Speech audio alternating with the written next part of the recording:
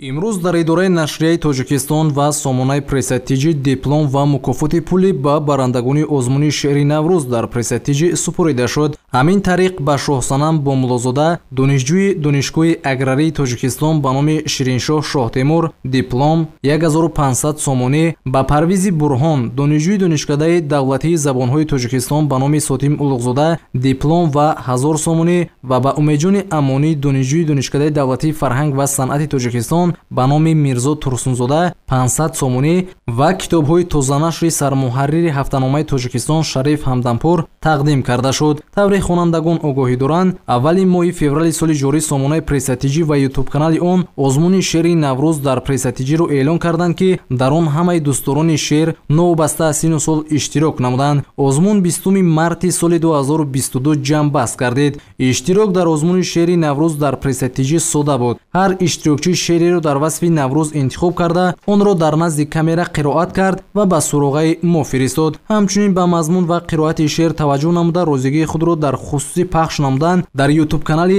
пресатиҷӣ доданд. Илова бар ин, ҳар нафаре ки имкони сабт карда надошт, ба студияи ютуб-канали пресатиҷӣ омада шеъри худро қироат кард.